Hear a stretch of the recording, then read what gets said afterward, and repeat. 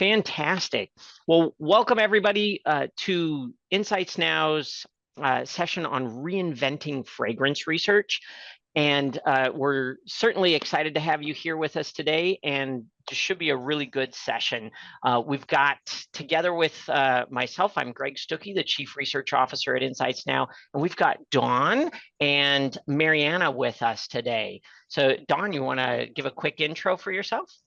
Sure. Thanks, Greg. I am a senior research director here at Insights Now. I've been here for almost 4 months, so I'm still rather the new kid on the block.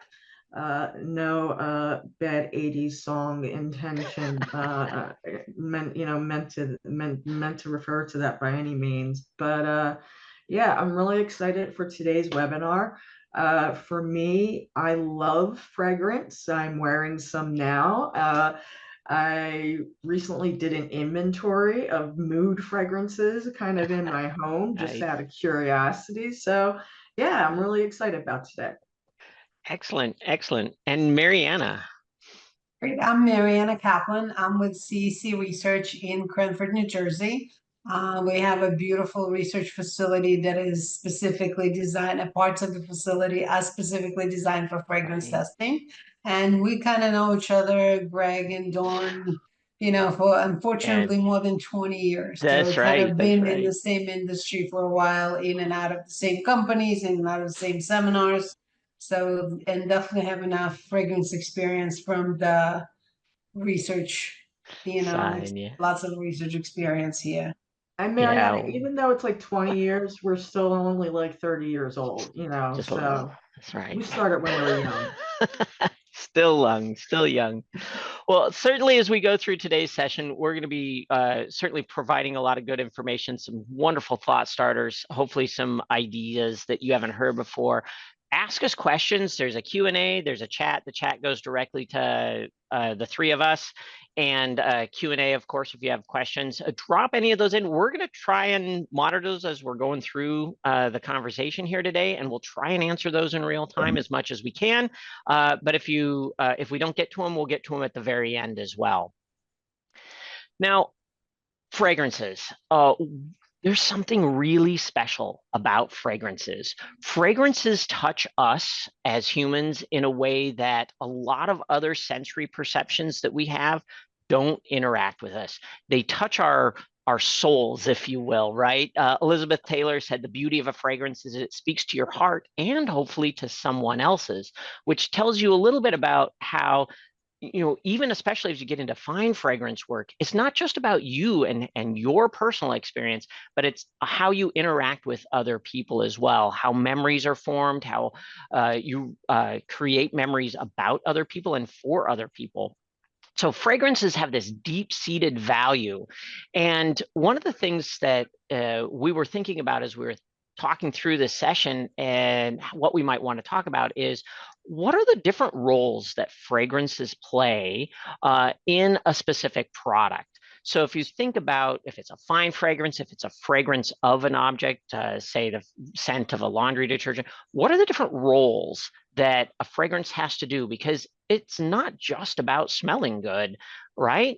There are actually 10 that we came up with that we consider our top 10. And the first is recognizability, right? If you smell something, you recognize it's that brand. Second is it's setting your expectations. Like I smell something walking into a room, I know I'm going to get blank, right? So, those expectations managements that creates that anticipation, cueing a specific benefit or a value. Like I smell this, I know it's clean, right? Really common one. Delivering that deep emotional connection that you have. And usually this is because it draws on a specific set of memories. So I smell something, it reminds me of a specific moment in life, and that brings that deep emotion back through. You can use fragrances to set the mood or the context. A lot of aromas that are like room diffusers go into that category. Creating or promoting a sense of self-social ID, right? Fine fragrances, perfumes, colognes, what we wear on our clothes, all of those things are all part of our self-social ID. Triggering a specific behavior. Now, this is like most commonly like avoidance, right? You smell something, you push away real quick, right? So some fragrances are designed specifically specifically to make sure people don't make mistakes as well, right? Changing your physiology. Smell something, it increases your heart rate, slows you down, relaxes a muscle. So fragrances trigger a physiological response as well, right? We know that different fragrances can trigger the brain to release different chemistry to get you to do things, right? And to experience things that you maybe aren't actually experiencing in real life. It can focus your attention, right? Highlight you or draw you in. So you smell something, it helps direct you, right? So you get directional scent values, as well as then it can mask things, right? Certainly malodors are a big part of everyday world, and fragrances can both cover up and mask different types of properties there. So Maryana, I was thinking about these top 10. Which of these is your kind of your go-to favorite of the different I think roles?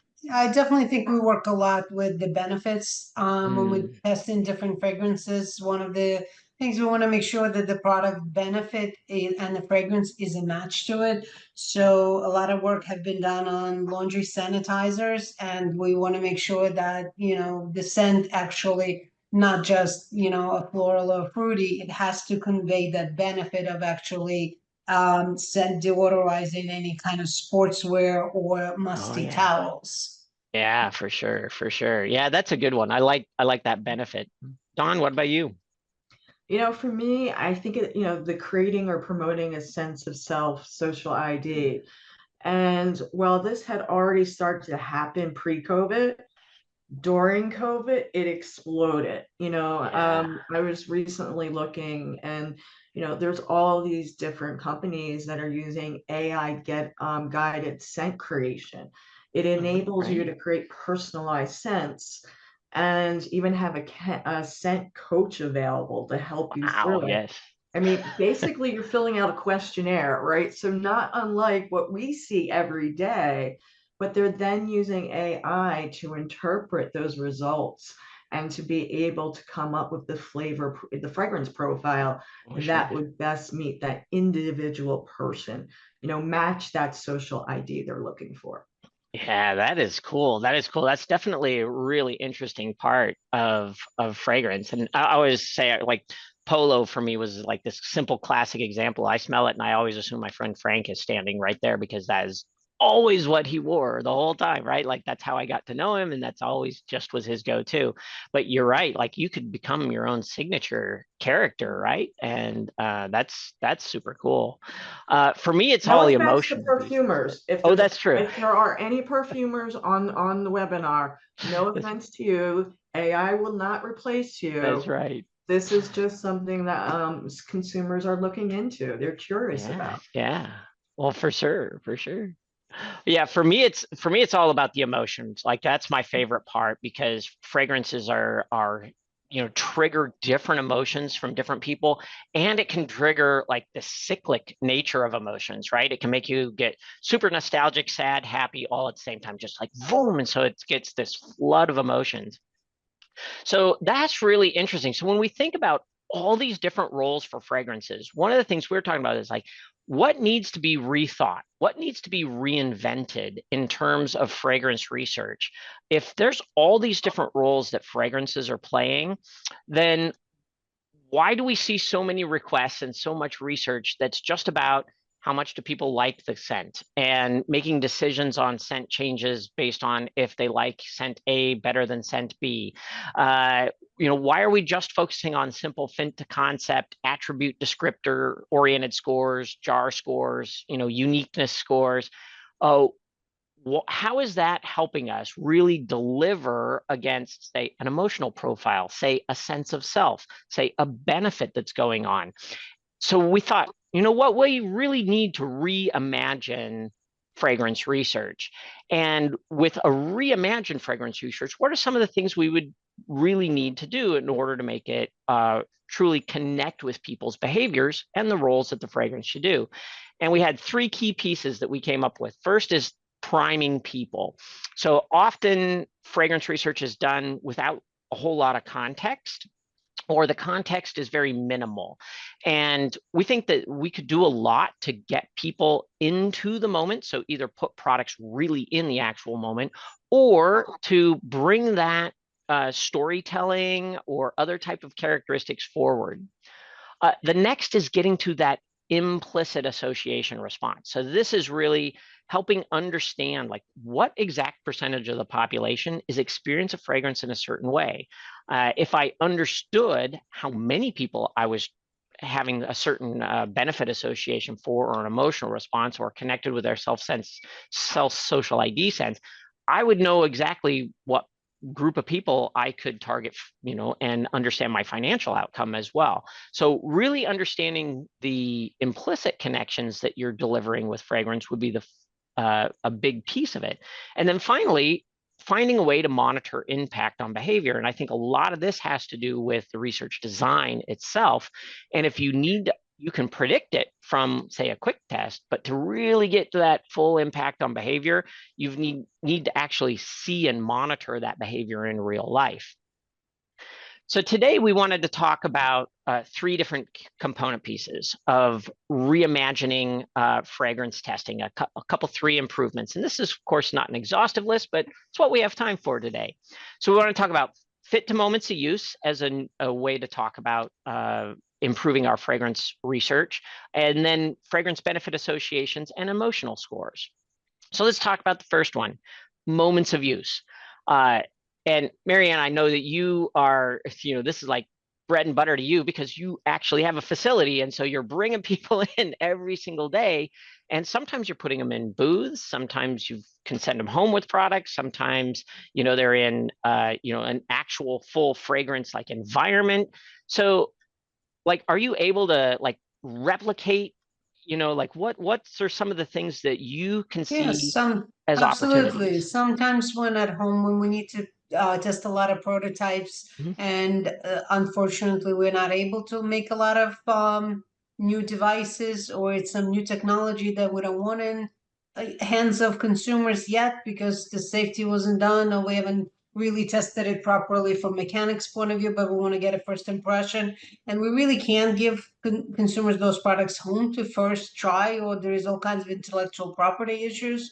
We can bring them into, we have a facility where we could set up 8 separate fragrances with a similar environment, and we can kind of replicate the laundry environment if needed. If we test in, laundry products, or if we Right. are testing with children, the rooms could be set up in a children's more teenage style if it's a teenager testing product. So we Oh, can, yeah, yeah. and you can set up different rooms with different, if we want to have a Mexican motif and we want to bring some, different decorations in one room to kind of put it in the context, as opposed to the other room could be very clean linen, and we're looking to put those kind of visual cues all over that room, so this way it allows to do more sense in a shorter period of time. Yeah, that's really cool. So being able to actually replicate or create a physical environment that helps trigger it, while it might not be their home, maybe it's more similar to their home. So it's certainly not a quote lab environment feel, Right. right? Unless you need a lab environment. I mean, certainly that's a possibility too. But most people aren't experiencing their fragrances in lab settings. So they're in real life. That's really good. And then changing that, like you said, there's like both directions, right? Changing the rooms to match what you're trying to accomplish, or creating the same, room environment, but different fragrances. Yeah. Yeah. I like that. Now, another way to do it, if you don't have rooms or you don't have the ability to do that, or maybe your test just doesn't call for it, another way we often do it is like being able to mentally put people in that place.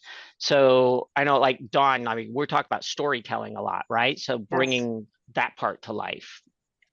No, absolutely. It's, helping consumers to create and put them into the context of the moment and allow that to carry through while we're asking them questions, to not, lose it, not to lose sight of it.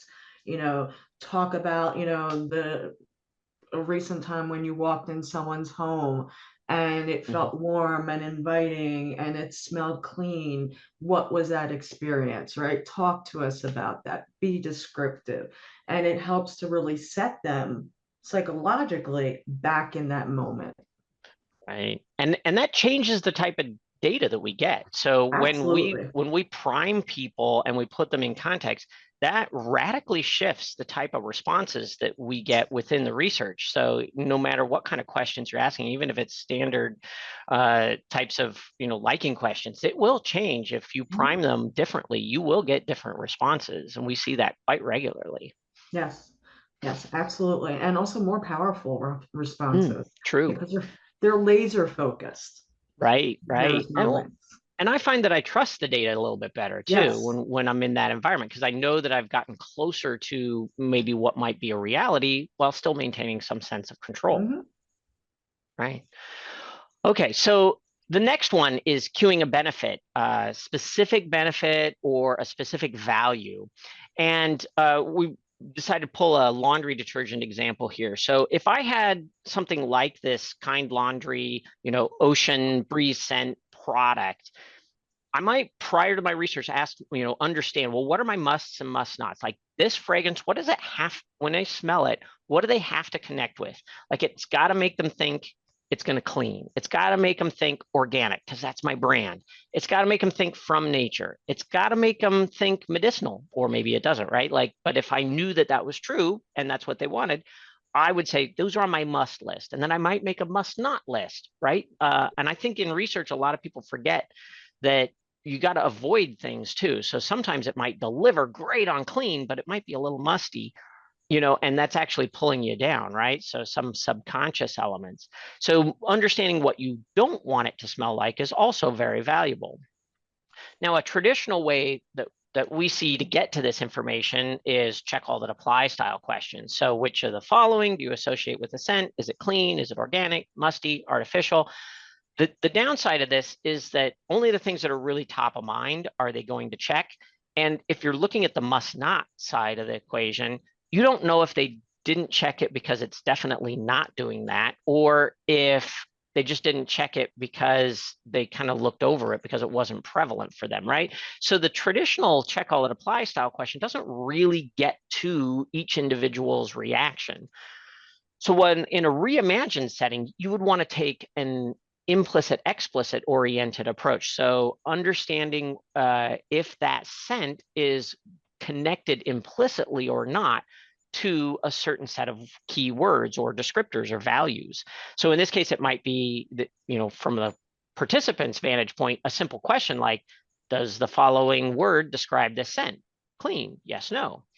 Now, how implicit works is three pieces behind the puzzle, and Insights Now's got a patent on putting this together in a way that we can read it at the individual level, which is really, really, really powerful because I can then estimate market sizes with this instead of just having relative directional information. So you calibrate people. I find out for you as an individual, how fast is the cutoff speed for fast for you, in that moment. And it'll change for you. If you're in different settings, your speed changes. If you've had your coffee, if you haven't had your coffee, changes.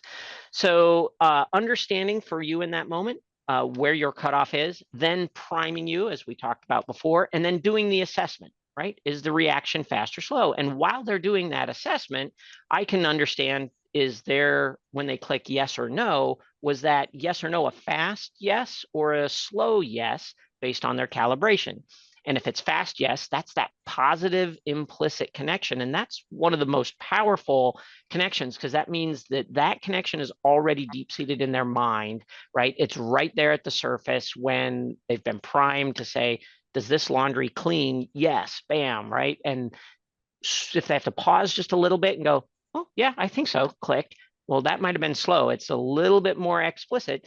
And if it crosses that barrier of their speed, then you would know, well, it's positive, but it's actually not deep-seated buried in their mind. And that becomes really important when being able to pick certain scents and knowing what they do. So for instance, if I just look at the fast yes and the slow yes responses from the ocean breeze scent here, you could see that 80% of the people were fast yes clean. But when you went to organic, it's only 44% said it fast, another 40% said it slow. Now that's overall a very strong positive response, but it's a really different response than clean, right? They're both very similar, 90 versus 84%, super similar in overall percentage, but organic is like something that's like, oh, is it organic? Oh, I guess it is. for 40% of the population. Now, that really matters when you're starting to compare and contrast different fragrances. So if I have multiple fragrances in my test, right, this is where it comes to life. So Maryana, I remember when we were talking, you were really excited about this breakdown here because you thought that it could really provide more value for a lot of the work that you saw. Right, especially when we're looking at a couple of different prototypes when we're working with the laundry products, especially we can get the exact same rating for clean for 80%, you know, for 3 out of 6 different prototypes. However, only 1 or 2 of them are really have that implicit rating at 80% versus the others, you know, where at the lower rate, it helps differentiate between the different prototypes when creating new products. When working with the new product specifically to try to target whatever that concept is, try to deliver against the concept fit to make sure that the fragrance will really deliver as opposed to having, you know, similar scores between the products. Right. And similarly, you get to see, now we're only showing the positive side here, but you could have the negative side and you look at the fast no, like all the things that are negative, like artificial, things like that. If your goal is to leave those out, you know, understanding the percent of the population that are really implicitly negative, like, no, that's definitely not in there. That's also a really important side of this as well, because if you have a small percentage of the population going, well, it cleans, but it's a little artificial. Well, that's not necessarily going to provide the best overall experience for people, right? For that particular person. So understanding how they map is really important. Now, Greg, before we move on, just a quick question. Now, we're not going to do away with overall liking and purchasing, right? Good question. Yeah, no. Right. So just to be clear, that this is another way to gain deeper insight into your data for guidance, correct? Correct. And this is much more powerful than saying if I have a choice of how to pick, right? You could do a kata for value statements. That's like pretty common, or even scales, right? But when you put a person in a kata mindset and a scaled mindset, you're not really learning implicit versus explicit. In fact, you're primarily learning explicit in those scenarios, right? They're having to think, and you just don't know how they're reacting, because the task that they're doing of sliding down the screen and checking boxes or touching them on their smartphone is much more explicit in nature, because you haven't set up that environment for them to get it. So this definitely changes the type of data, but it's gonna mirror, right? Like make it more powerful. your liking, right? It's gonna add to that value proposition, right? Now, and often it replaces liking. Like if you know that it's not about liking that's going to make this product be high repeat purchase, if it's about being organic, right? It's got to match organic. Well, you're going to pick fragrances that do a better job of that, even if they're slightly less liked. Absolutely. Thank you. Yeah. Now, don't want to scare anyone. That was all. There's just no scaring anybody. That's right. No, this is like a wholesale change. This is like improving, right? Reimagining, not just completely reconstructing. But maybe for some of you, if you haven't done this way before, maybe this is reconstructing. I'm not really sure where everybody's at. Now, the third area was emotions and moods. And emotions, when you do go to emotions work, you need to do something a little different, because emotions are really fast and fleeting. So emotions, instead of just calibrating, priming, and then assessing, you need to actually get them to do a projective exercise to project that experience onto an object or a picture. We use images for this projective exercise. So think of the ink blot type experiment. What we do is we've created a bank of images that are forced metaphors, right? None of them are explicit. So there's nothing in here that would be like laundry. If you were doing ocean breeze scent, there would be no oceans in these pictures, right? Like as an example, right? No settings that would be an obvious connection. So what you're doing is you're forcing them to project emotionally onto these image sets, and then you're assessing the image itself. So this is going back to Psychology 101. Use a metaphor approach, and that retains the memory of that emotional experience, and then use elicitation to describe that experience, and then finally run that implicit explicit test to get to learn which emotion, how that emotional profile comes. And you can use a full set of emotions. You can use a subset of emotions, especially if you know exactly what you're going after. And this allows you to get then to a really clear understanding of the differences in population size. And this is where my personal favorite is, because like in this case for a candle, it went the original fragrance, connected happiness with 57% of the people, which is a nice measure.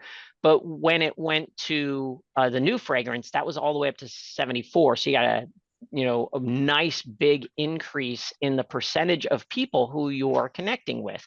So that'll tell you not just, hey, am I getting a mean score up here or down here, but it's saying, hey, you've got this size of target market that you can go after, and you can anticipate getting this much gain in market. Same way on the disappointed side, right? I had a little bit more of bimodality with my first fragrance, which is why the research is being done, some complaints, right? And now with this new one, is that coming down, right? So it's down from 23 to 9% on that fast yes on disappointment. So here, this new fragrance, now it's not, is it perfect? No, right? Still 9% of the people aren't going to get connected well with this particular fragrance on an emotional basis, but it's way better than the 23% I had before. So it's going to certainly improve my ability to get repeat purchase out of this product. Right. So emotions, I mean, is this, so Dawn, tell me a little bit more about how you're seeing the emotions come to life in work that you do. I see it every single day. I am an emotional person. Anyone who knows me will tell you that. And for me, emotion is embedded in our lives, regardless if it's a fragrance or not. We seek these connections over time with our food, our beverage. Everything is about an experience, and experience hold emotions. Yeah. And Maryana, I assume when people are coming through your facility to do these testing, I mean, they talk emotionally when they go through this experience, right? Oh, absolutely. And I think that I think this type of analysis is pretty clear. And I think it's easier to look at. It's not just traditional maps that you're looking at to see, what quadrant each of those fragrances are going to wind up in. You have a clearer picture that, if you are looking for that, relaxing, mood that it's going to versus energizing. I think Right. depending on the fragrance you're going for, it might be light but very energizing, but you're going for a concept of a relaxing, So I think that when it comes to those things, it will make it easier to understand data. And what I personally like about this particular approach is that you don't have to hook up people to the all kinds of machines. You don't have to take their True. cortisol levels. You don't have to take all kinds of consents from people because you're taking stuff from them. I think that, it just enhancing results and, being able to see those results not weeks and months later, but, within a Yeah. certain amount of days, you can have your Yeah, data right. clearly displayed. I think that's really important.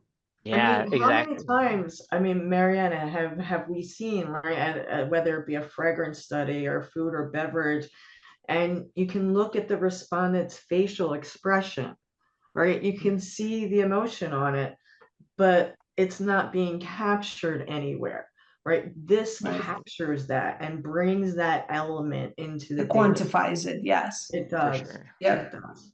It's For not just sure. qualitative observation. Yep. Right. And you mentioned moods too. This, I mean, there's difference obviously for those in that field, right? And to understand moods versus emotions being, specific to the object, but sometimes the job of a fragrance is to set a mood or even change a mood. And we've used the same technique to help understand whether we're changing people's moods too, right? So you bring them in, you like, put them in a high stress mood, and then stick them in a room where they get to smell a certain aroma or a room fragrance, and see how quickly that drops their mood over time or changes their mood over time. So a lot of ways to leverage this as well. All right, so these three key pieces, really, what do they do for us? To improve fit to moment of use, improve the benefit associations, and improve the emotional impact scores. By doing that, we're really driving new impactful knowledge into research, right? So you're measuring, especially with those implicit connections, how well products are doing the job that they're intended to do. Secondly, it's very fast and efficient. This is really easy to deliver in any given piece of research. As far as priming people doesn't take that much time. Being able to do implicit work doesn't take that much time. In fact, I would argue in most cases, we see implicit testing is actually faster than, say, scaled responses, because they have to go through all the scales and slow, whereas most of those implicit reactions are, less than a second, right? So it's very, very quick process. So you can go through a lot of characteristics extremely fast. And then finally, it's really cost effective because you're not wholesale changing everything. You're not hooking people up to machines, like you said, Maryana. It's this is a new question type that you can just put right into your, at least for the implicit part, that you can just put into a questionnaire and move right on through. So really expanding the use of fragrance research by putting more value into it.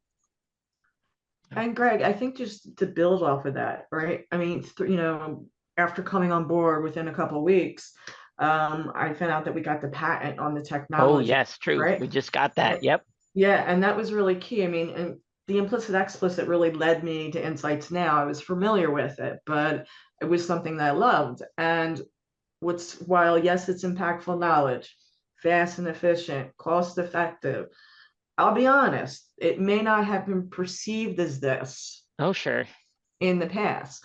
But with the patent and with some new work that we've done in terms of, process, we've really been able to capture all three of these elements and ensure that we're delivering that impactful knowledge fast and efficient and cost effective. So Certainly. those of you who on the line, in the webinar, who may have been familiar with this in the past, think about it again. Yeah. Revisit it with us. So that's good. So I think we've got time for some questions. We put up the top 10 list here. I'd love to hear what kind of challenges that you've got in terms of, you're sitting in the audience there. What are some of the concerns that you're struggling with within fragrance testing and hoping to have reimagined as well? And then if you don't have any concern areas, what are some of your favorite areas? Like what are some of the products that you're trying to accomplish in terms of roles? Is there any on our top 10 list that we missed? All right, so go ahead and chat in, type in questions. Okay.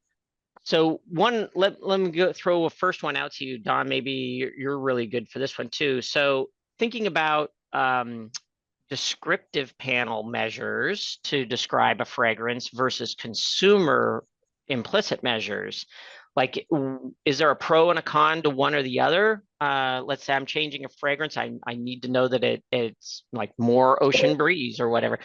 Like, does one approach work better than the other? Or when might you use an analytic, like a sensory descriptive panel, versus a consumer? For me, a descriptive panel is going to give you more technical information. Whereas going to a consumer panel, more consumer friendly, the terminology. So it really depends on the objective at hand. You may need to do both. You may need to, Gotcha. use your descriptive analysis panel for being the instrument that they are, and then speak with consumers to get that more friendly language associations with your task. Yeah, That's a good way. Like if you know the exact thing you're going after, like a specific character or a specific scent, if you've already identified that, you know that exact driver, then you can use your analytic tool very, very well. If you're trying, however, to figure out if this connects emotionally with people, right? Is it enhancing an emotion or is it creating a negative emotion that it might not have created before? Your analytic panel's not designed for that, right? That's a consumer side measure. Mhm. Okay, let's see. A few more here. When the role of a fragrance is to change a person's mood, can you measure that in a controlled situation? Well, yes, but you have to change the person's mood to begin with, right? So you've got to come up with a system to put them in a specific mood. So this is a different way to prime them, right? So let's say like you could give them really, annoying tasks to do to get them frustrated and stressed. You could have them watch, a certain video or maybe like Maryana, you were talking about VR, right? You could put them Right. into a certain state through Mhm. VR, and then you can move them out of that state to see if it changes. So in a controlled situation, yeah, but you got to have some I was starting going to point, say, right? yeah, and I was going to add, Greg, so our qualitative team Yeah, uses yeah. deprivation exercises, Right. at times, right? So that's something else that could be used. I That's don't, guys, true. again, we're not putting anyone in a deprivation tank here. There are qualitative exercises that would also facilitate this. Yep. Yep. Very good. Let's see. Another one is what are the ideal ways to bring in verbatim responses into the analysis and findings? That's a good question. So like with emotions, for sure, you've got all these verbatims that come in and those are overlaid.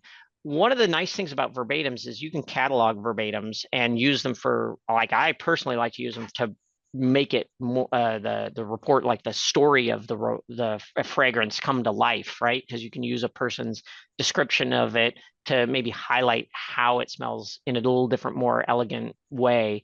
But you can also do analysis, like if you're doing benefits, right? So while Maryana was like saying, well, I don't necessarily like the grid approach, you can put all those things together and you can do biplots and analysis, multivariate analyses on those as well.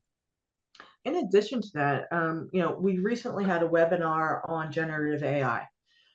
There is the ability within AI, and we happen to use Copilot, to Mhm. be able to create themes and or look for themes. And those themes can be benefit, mood, emotion based Yeah. to add to your implicit, explicit data. Yeah, that's really true. That's really true. Yeah, good. Lots of good questions here coming in. Okay. Much of the content today appeared to be biased towards positive scents or emotions. How might the research design decisions change if the goal was scent-free or odorless? That's a good one. That's a good question. Certainly for me, I think that the question would be, I always take a behavioral approach. So I say, okay, what environment would a person be in where the goal is scent-free or odorless? Right?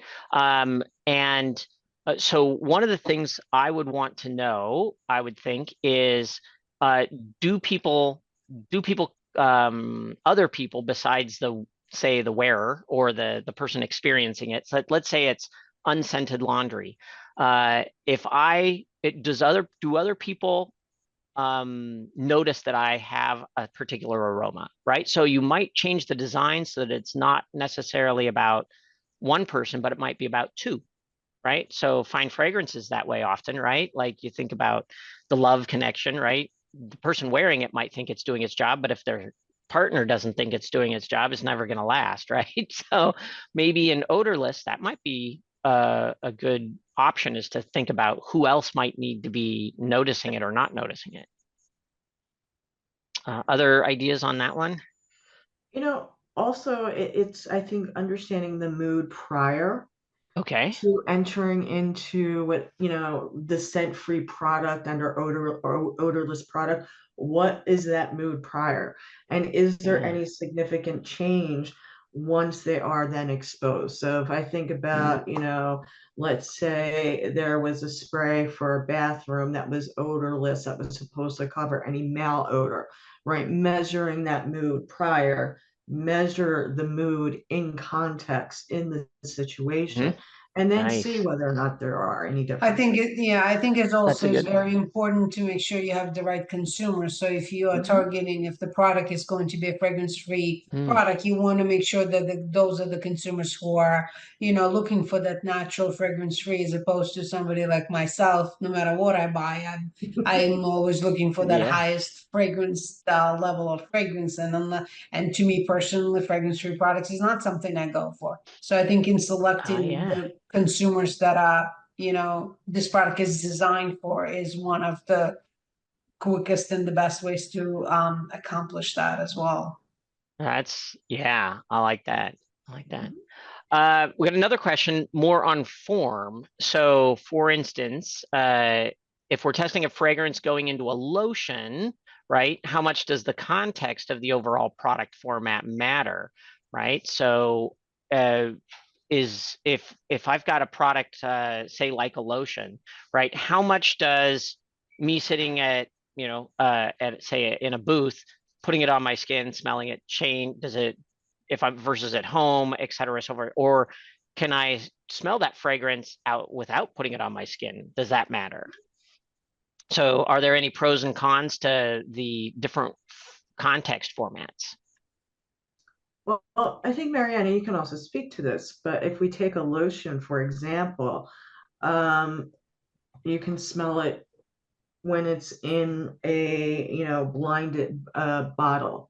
Then you can smell it while it's on your skin, because that experience is going to be different. Because the way that we smell products and the way that it interacts with our bodies can change the chemistry, the aroma that we experience through the product.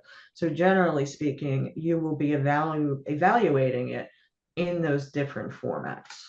Yeah, for sure. And the same thing if you're doing a shampoo product, it is, Yes. not just smelling out of the jar. It is important to make it in the context, whether you're smelling it from hair, your own hair, or you're smelling it on, model hair, or you're doing some kind of simulation. I think all of those are very helpful as opposed to, but you can't dismiss the importance of smelling out of the jar, because when I personally pick up a new body lotion before I take it home, I smell it out of, That's a straight from great, Target. that's You know right. That's a what? great point.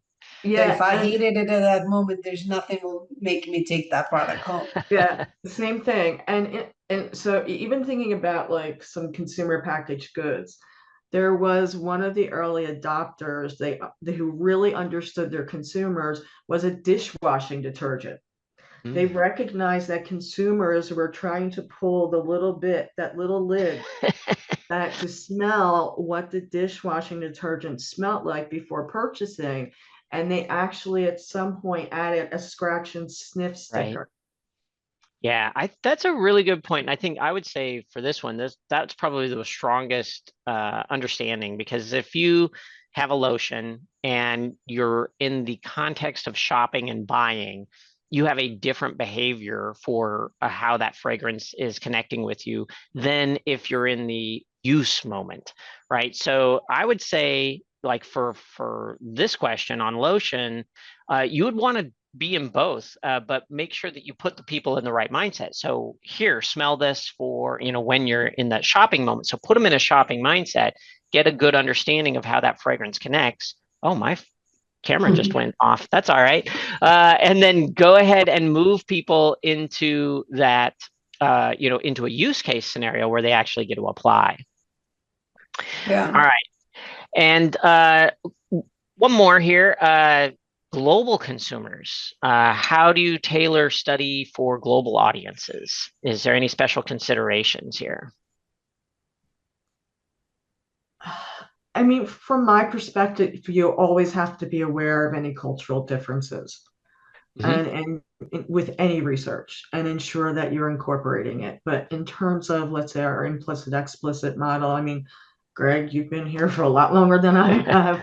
Yeah. But I wouldn't envision that there was really much difference with how it's used. Yeah, no, it works very well globally. There's really no differences on a global basis. You have to make sure that your language is right. Like any other part of your questionnaire, you have to do the same exercises, making sure you're not just translating, but you're localizing properly. Right. Images do the same thing, right? If you go international with an image bank and emotions, you got to make sure that those images aren't accidentally communicating something that you didn't intend them to communicate, right? So you got to get locals to go through all of that information for you and bring that in. Let's see. And then let's see, what other question? We have one more on speed of scent. How speed of scent appear to be important to the outcome, right? So to infer either the strength or the association, and that's true. Yep. So the speed here, how is that measured? So the speed is measured really from the vantage point of two pieces. Number one, we set up a calibration. Like in the example we gave today, the calibration is simply like showing the word clean on the screen, seeing how fast they click, yes versus no, right? So in the calibration step, we're doing that same thing, presenting them a series of flash words, and we're watching and we're giving them a specific task that we know is implicit, and watching them do that implicit task and making sure that we understand where that cutoff for that person is. And so in this case, it would have been speed of click, right? However, the technique, you could use it with a lot of other things, but in surveys and for fragrance research, the vast majority of the responses that we're using is speed of click. You could use the same technique with other types of input devices, video devices, things like that. But realistically, that's, often adding to the cost of the research, and except for special case scenarios, at least for fragrance work, not too often needed. Okay. But certainly image management can be done as well. All right, so those are all the questions that I have on the screen. I think we've gotten to the end of our time anyway. So this has been fantastic time. I thank you very much, Maryana. I really appreciate you having here, and Dawn, you as well. Always delighted to have good conversations with you. No, this was really great, and thank you to everyone who attended. We really enjoyed bringing this to you, sharing it with you today. Yeah, and if any of you want us to connect with you further, or you want a custom session of this for your team, we're happy to do that for you. Either shoot us an email at info@insightsnow.com or click that QR code there, and you can go straight into booking a session right through that link as well. All right. Well, thank you very much, everybody. Have an excellent rest of your day, and we'll talk with you again soon. Take care. Thank you. Bye-bye.